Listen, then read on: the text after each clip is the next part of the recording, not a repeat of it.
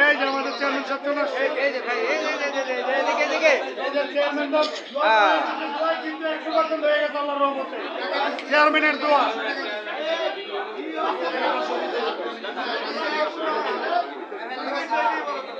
এই কথা